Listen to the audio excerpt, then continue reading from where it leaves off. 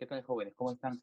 Bienvenidos a la segunda parte del capítulo número 4, Sistema Solar, Astros Menores. Veamos.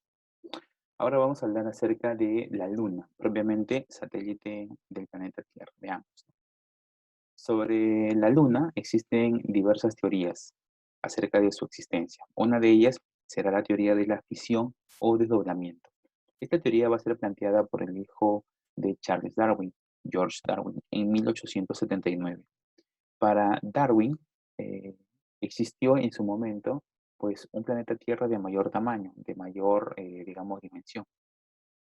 Sin embargo, pues el planeta Tierra inició un proceso de rotación muy rápido, muy intenso, y este proceso de rotación habría generado que parte de su masa pues se desprenda. Entonces, al realizarse este desprendimiento, pues su masa habría sido expulsada y esa masa no se expulsó del todo o no se perdió en el espacio por completo porque todavía siguió siendo atraída por la gravedad de la Tierra. Entonces, esa masa pues se habría solidificado, pero permanecido cerca al planeta Tierra, convirtiéndose en lo que actualmente conocemos nosotros como la Luna. Claro está que esta teoría también tiene sus objeciones. Por ejemplo, pues los que argumentan o los que evalúan los argumentos de esa teoría indican pues que si realmente hubiese ocurrido esta velocidad de rotación tan intensa, pues la deformación de la Tierra sería mucho mayor de lo que hoy en día se conoce. Pero es una teoría para explicar el origen. Siguiente, tenemos la teoría de la captura lunar. Esta teoría fue planteada por Gerstenson, que sostiene que la Luna era un astro planetesimal independiente formado en un momento distinto y alejado de la Tierra. Es decir, si era un astro planetesimal, en todo caso un pequeño planeta enano, pues tenía una órbita. Ahora, eh, según esta teoría, pues este astro habría tenido un desplazamiento muy cercano al planeta Tierra y en ese momento, pues la gravedad de la Tierra o la atracción gravitacional de la Tierra habría retenido a este planeta o planeta enano y habría impedido pues que en este caso, siga con su, digamos, órbita o describa su órbita y finalmente se habría quedado alrededor, ¿no?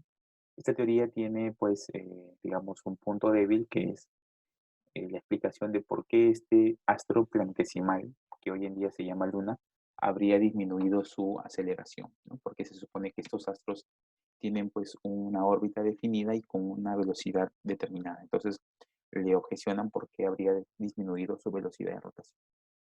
Y eso es lo que habría pasado según la imagen, pues la Luna o este astro planetesimal que hoy en día llamamos Luna, se habría acercado tanto a la Tierra y la Tierra la retuvo con su campo magnético. Esa es otra teoría.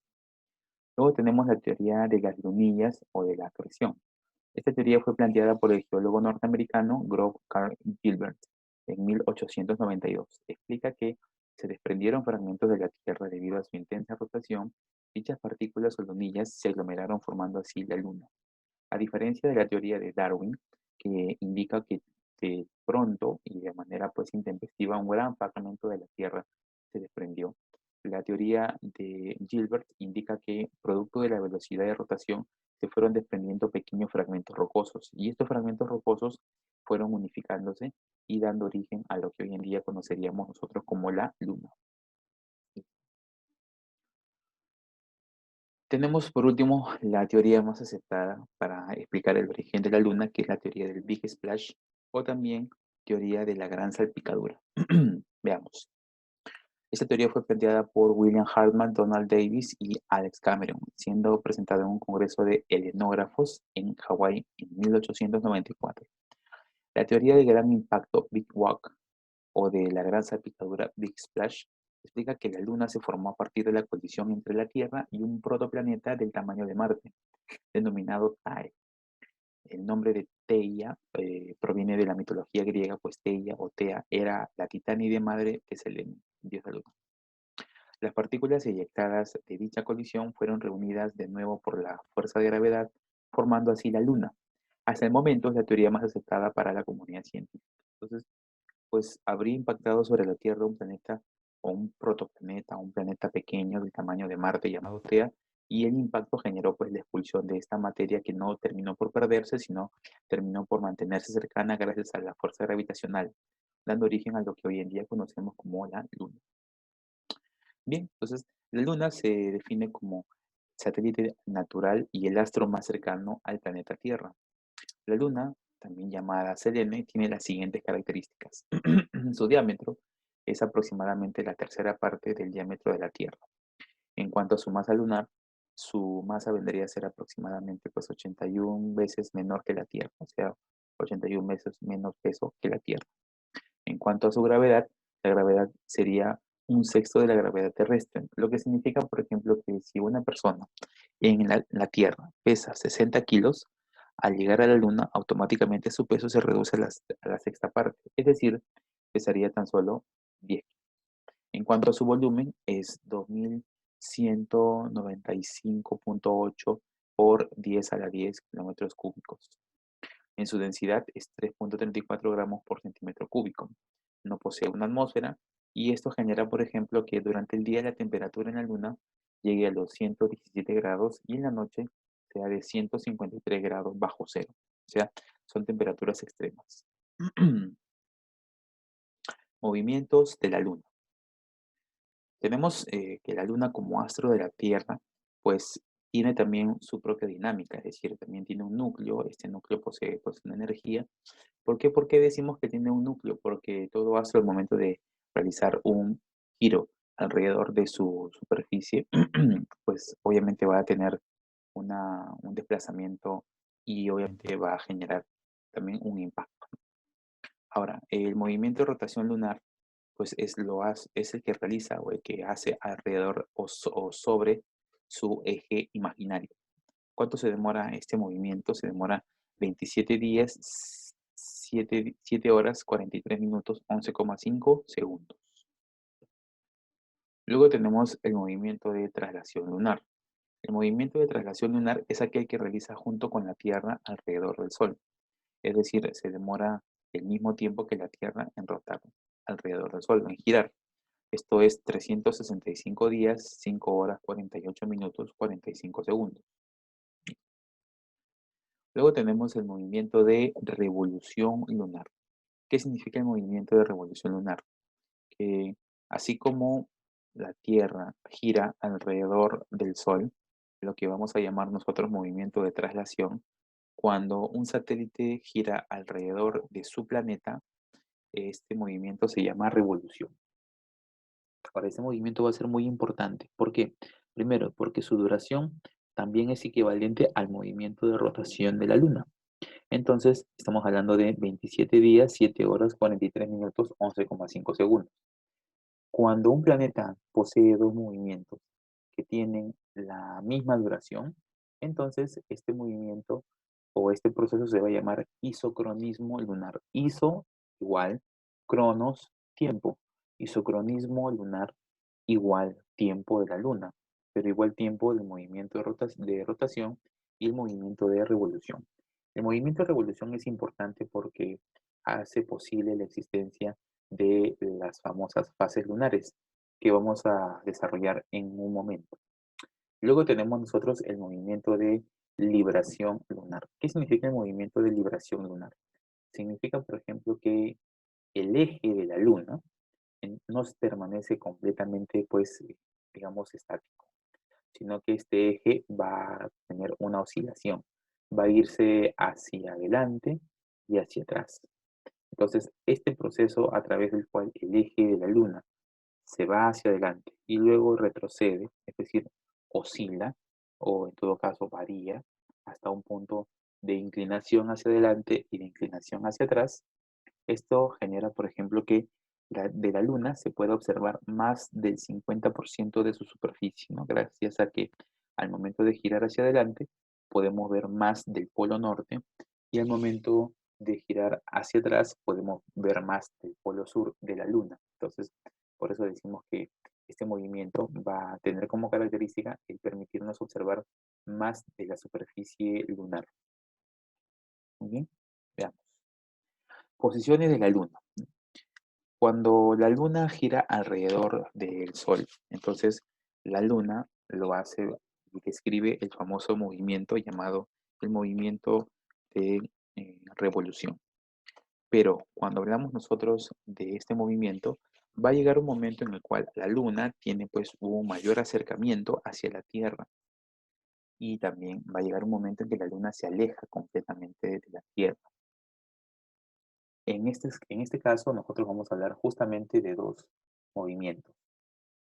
Lo que significaría, por ejemplo, el movimiento de, digamos, oposición, el movimiento de revolución, es el que estamos viendo nosotros en la imagen. Pero durante este movimiento de revolución, existen momentos en los cuales la Luna se acerca más a la Tierra y el momento en que la Luna se aleja más de la Tierra.